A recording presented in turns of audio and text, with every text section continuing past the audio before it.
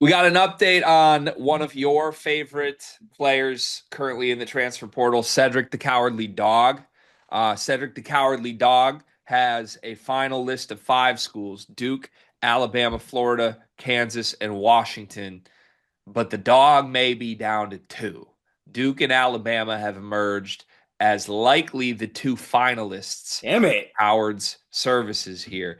Shout out to Tipton, Joe Tipton on three with that report, by the way. You can go read more updates from everything at On Three. Subscribe to On Three. Duke and Alabama. You say, damn it, because you wanted him at Florida. Yeah, my Gator boys are supposed to stay hot. Yeah, they're not staying hot right now. I liked the Washington fit too. He's never left the West Coast. I thought that would have been fun. Kansas certainly needs him. What do you make of the idea of him with Duke and Alabama? What does him narrowing in on those two schools from that list of five tell you about Coward's interests? I would like Tipton to release an article about how I'm going to have to deal with you being a Washington guy this year. Like you riding with Sprinkle is gonna have to.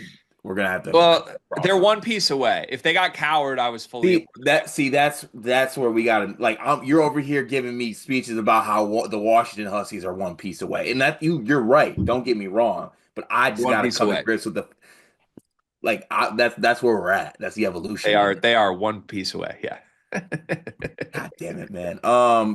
Two very good options for him. Like obviously, like you have Duke. I think he would be a really good piece on that team. And as I'm looking at Duke's lineup, right, like there's stuff to play out here. Like who knows what Isaiah Evans does. You have both boozers coming in. You have Kamanea coming in. I believe is his last name. I'm going to butcher that like 90 times this year. I'm sorry, crazy talk. You'll eventually correct me. Um, and then also like I look at what his role could be at Bama.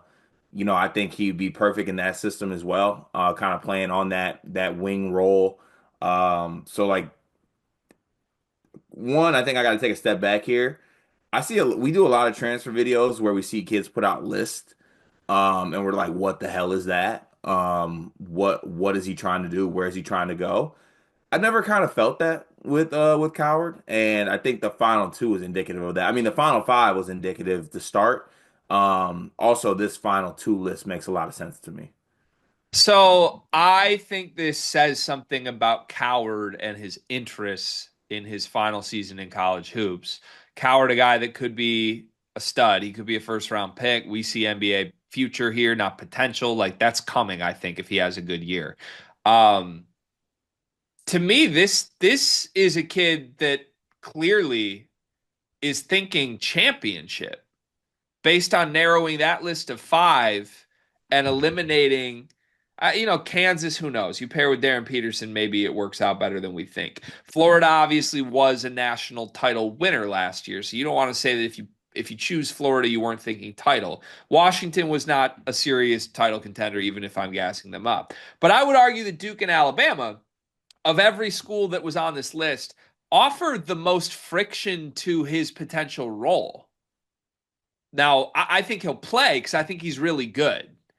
But I think you look at Duke's roster next year, there's no guarantee that Coward's going to play 35 minutes at Duke.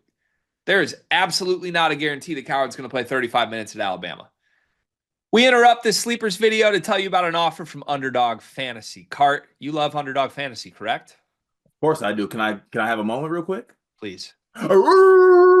Thank you for that. In fact, I'm going to cut you off because our listeners like when we keep these short and sweet. Underdog Fantasy. Sign up as a new user. Use promo code SLEEPERS. Get bonus funds up to $1,000, 50% of your deposit match. The NBA playoffs are rocking right now. I played Underdog last week with a Cade Cunningham line. I'm looking forward to doing it throughout the entire first round of the NBA playoffs, but there's more. You can place picks on golf. You can place picks on baseball. You can place picks on the NHL playoffs that are rocking right now. Join Underdog Fantasy, promo code SLEEPERS. Support this show so that we can keep bringing videos to you. Back to the video. You put them on Florida, you put them on Kansas, even if those teams are title good. I think there's a guarantee he's playing 35 minutes on those teams because they have some holes that have not been addressed yet.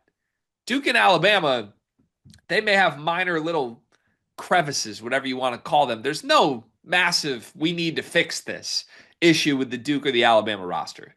So honestly, I thought that would work against them in this recruitment. and I thought it would lead Coward to one of Florida, Kansas, or Washington. It's done the opposite. And Mm. in a sense, I almost applaud him for it because to me, that this means that this kid is serious about wanting to go somewhere he can win a national championship. Of those two options, what one do you think is the right decision for Coward? Duke. Why? What do they have that Bama doesn't have?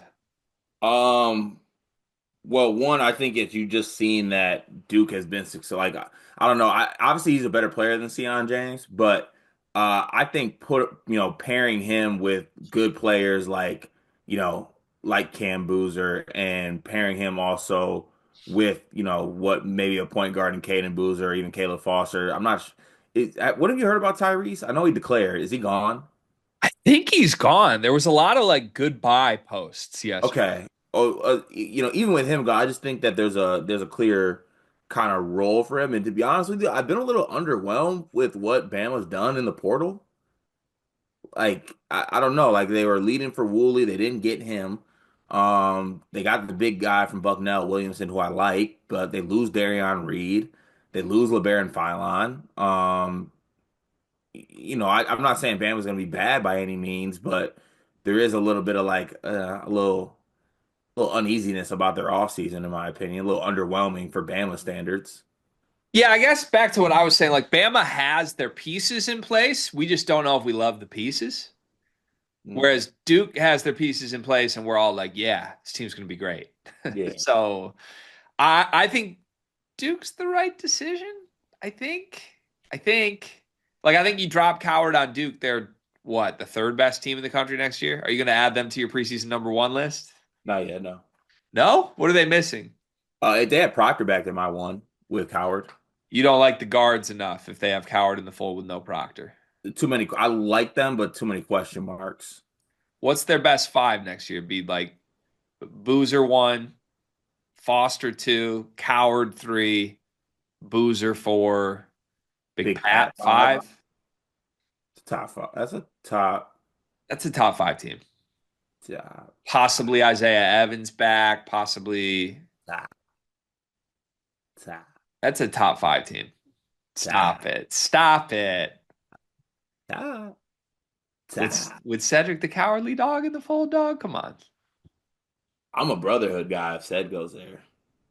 I don't think you are. Not if you're not calling them a top five team. If you just keep saying top, top. Well, when he goes there, I'll change my tone. Okay, well, we'll have a commitment video when it comes. Good luck to Cedric on his decision as it approaches.